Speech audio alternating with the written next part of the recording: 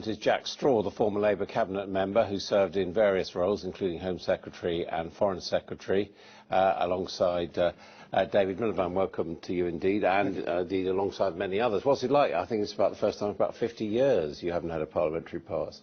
Well, the first day it's great, and I've been able to see my wife during the day, so it's interesting sense of liberation. But of course I care about the Labour Party very much indeed, and grieve for this completely unnecessary disaster that afflicted us, self-inflicted, last Thursday night. And your son, candidate who didn't get elected, one of the victims of that. I mean, when you say a self-inflicted disaster, what do you mean? What I mean by that is that the party made, in my view, the wrong decision about who should be leader 4.5 years ago. And Ed Miliband is a man of considerable talent, humanity, very bright indeed. But his pitch was incorrect when he stood for party leader, and he then compounded that in two respects.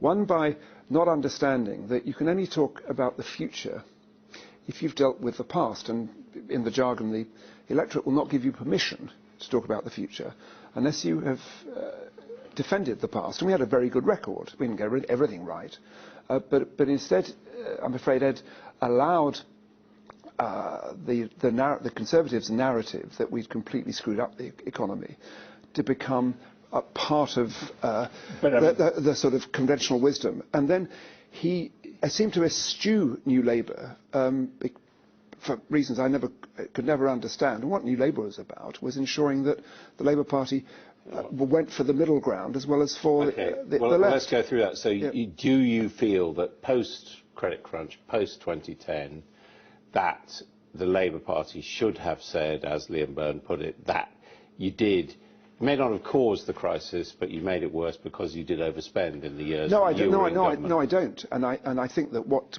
the truth is that between 1997 and 2008, although the Conservatives huffed and puffed, they broadly supported our spending plans. No, that's true too. But with hindsight, you might admit that you overspent. Well, yes, but what I'm not going to admit, since the Conservatives supported our spending plans, I mean, I was going round, so was my son, with a copy of the Times for the 3rd September 2007, in which George Osborne wrote a signed piece saying we're not going to cut, we're going to support the Labour spending plans. And I'd said to Ed a number of times beforehand, why don't you use that?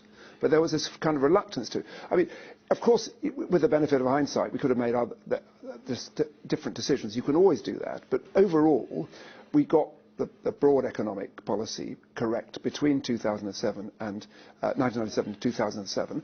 I mean, on the scale of the borrowing that we undertook between 2008 and 2010, the question for the Conservatives, well, what the devil would they have done? Anyway, and the other point, I mean, you mentioned that he dissociated himself from New Labour, but that was largely because of the unpopularity and worse of Iraq and Afghanistan. Well, I don't think. I mean, for the most of the British public, they had moved on from Iraq and Afghanistan, and New Labour was not about Iraq and Afghanistan. I mean, that's what people remember, though. I don't think they do. I think that no one could have anticipated 9/11.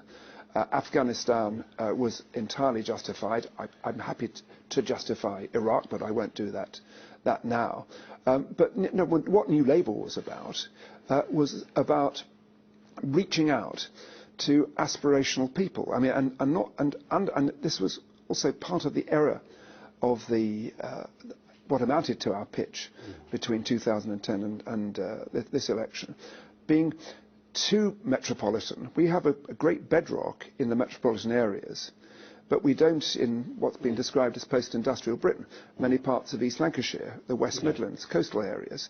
And we're not connecting with people previously regarded as working class, who themselves are very aspirational. So what about the future now? How do you see the choice about the leadership? Well, one thing I'm clear about, with the benefit of a lot of experience, is, and I don't know what decision the Parliamentary Labour Party is making, is that they need to get on with this.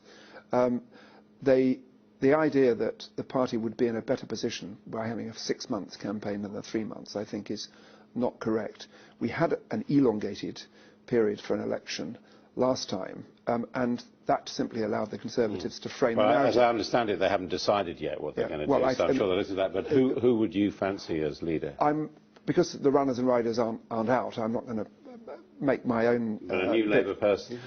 Yes, but somebody, yeah, absolutely. They can call themselves something else. I mean, I was never terribly bothered about the label. It's what's in the tin rather than what's on the tin that ultimately matters, and that's what I think was not understood about the importance of New Labour. It was in the tin that we had a different set of policies from those which we'd offered in the 1980s and the early 90s, with, I'm afraid, disastrous results. And I don't want the party to make the same mistakes again.